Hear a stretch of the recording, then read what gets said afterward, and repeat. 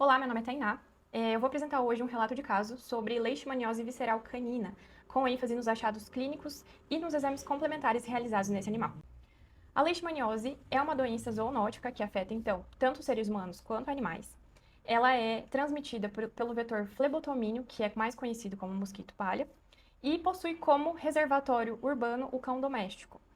O agente, então, é o Leishmania infanto, da leishmaniose visceral canina, e a manifestação clínica dessa doença é variável. Ela pode se apresentar tanto com sinais clínicos sistêmicos, que podem chegar a casos graves, e podem também não se manifestar, então ser uma situação assintomática em cães.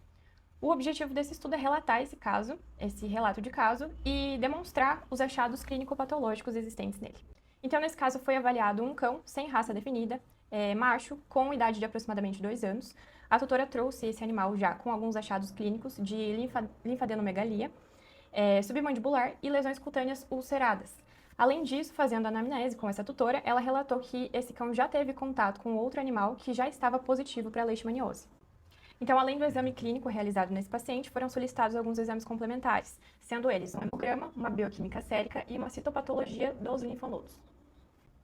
Fazendo a avaliação, então, do resultado desse hemograma, encontraram leucócitos e neutrófilos alterados, aumentados, o que indica um processo inflamatório dentro do organismo desse animal, e, em contrapartida, uma baixa nas hemácias, mas uma baixa irrelevante que não indica anemia, que é muito comum em casos de leishmaniose visceral canina, mas que, nesse caso, não estava apresentada. Já na bioquímica, então, houve alteração de proteínas totais e globulinas, mas com relação aos parâmetros renais, eles se apresentavam normais. A citopatologia foi o principal exame complementar desse caso, porque através dela se confirmou a presença de amastigotas de leishmania, ou seja, foi confirmado o diagnóstico de leishmaniose nesse animal. Então, os linfonodos submandibulares apresentaram a presença de leishmania. Esse achado foi encontrado no linfonodo do animal, tanto na forma livre quanto na forma fagocitada por macrófagos. Então, isso confirma o diagnóstico de leishmaniose. Esse caso é relevante dentro da análise da leishmaniose visceral canina porque, primeiro, ele indica o quão variável é a sintomatologia dessa doença. No caso, a anemia é um quadro que geralmente se manifesta quando existe a presença de leishmania no organismo, mas no caso desse relato de caso, ela não estava presente. Outra questão que esse caso manifesta é a importância dos exames complementares, porque dentro de leishmaniose é muito difícil você formar um diagnóstico completo sem que exista essa necessidade de exames complementares, porque só com uma avaliação clínica, geralmente é muito difícil já diagnosticar o caso de leishmaniose. Então, o exame complementar é necessário nesse caso. E também é muito importante essa avaliação em função da saúde pública, porque um caso de leishmaniose não identificado, ele pode ser um agente que vai disseminar essa doença ainda mais e que pode afetar, além da população animal, a população humana.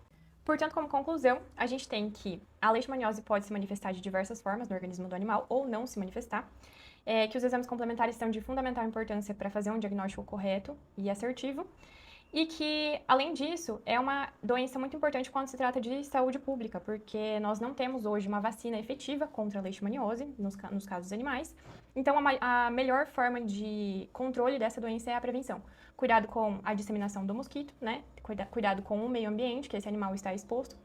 Se é uma região endêmica, uma região já que tem muitos casos de leishmaniose confirmados, tentar proteger o animal e a si mesmo com repelentes, com coleiras repelentes e demais formas de manutenção do ambiente que esse animal está exposto. E principalmente no caso de tutores, quando surge uma suspeita de que existe a leishmaniose no animal, de que alguns sinais clínicos comecem a surgir nesse paciente, não hesitar em levar para consulta veterinária e realizar os exames complementares, porque eles são, de fato, a única forma de diagnóstico correto para esse tipo de situação. Então é isso. Muito obrigada.